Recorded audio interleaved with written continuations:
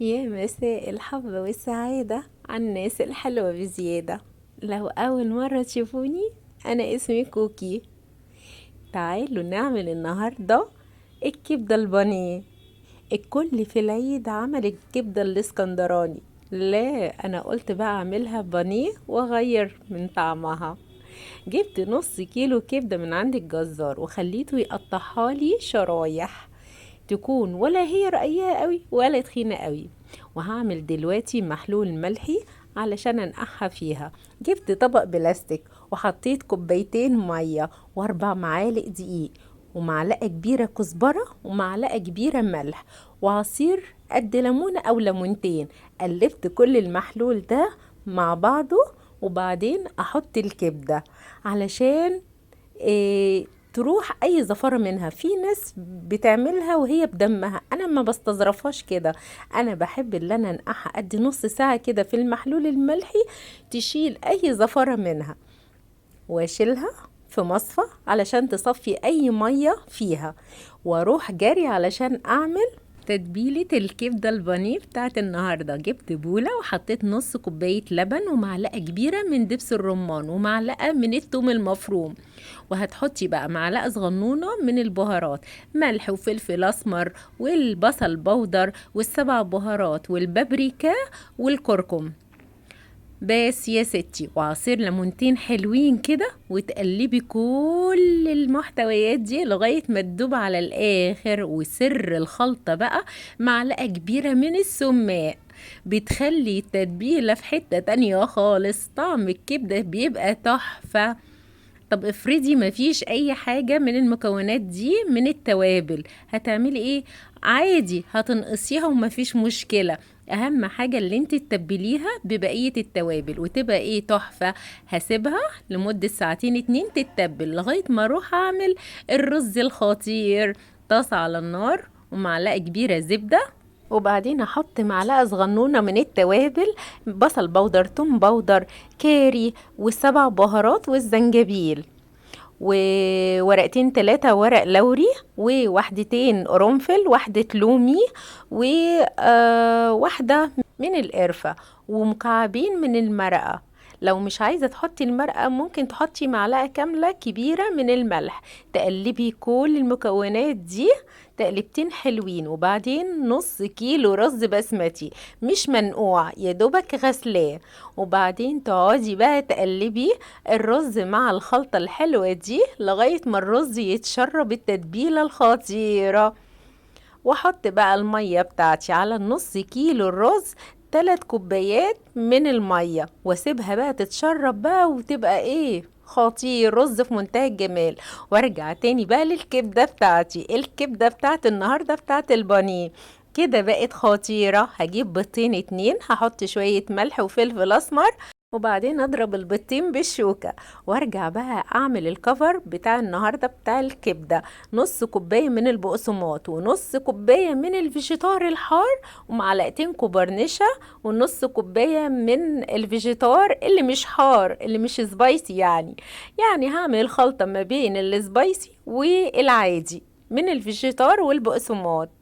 هاخد اسمي الله، وهاخد في الاول قطعة من الكبدة، هغطسها بقى في الكفر بتاع البقسماط 3 4 مرات، وبعدين ارجع احطها في البيض، وبعد البيض ارجع تاني احطها في البقسماط والفيجيتار. اقعد اغرقها بقى واقعد اقلبها 4 5 6 مرات كده لغاية ما يبقى الكفر بتاعها ايه خطير. اديني عملت اول واحدة، نيجي بقى على التاني واحدة برضو بنفس الترتيب. هاخد قطعة من الكبدة هحطها في البقسماط والفيجيتار بتاعي، اقعد اقلبها 3 4 مرات كده، وبعدين ارجع احطها في البيض، وبعد البيض ارجع تاني احطها في البقسماط والفيجيتار، وهكذا وهكذا لغاية ما اعمل الكمية بتاعة الكبدة كلها. كده بتبقى خطيرة، بتضاعف الكمية وبتبقى مقرمشة على الآخر وجوسي كده ومستوية وتحفة بجد في منتهى الجمال والروعة.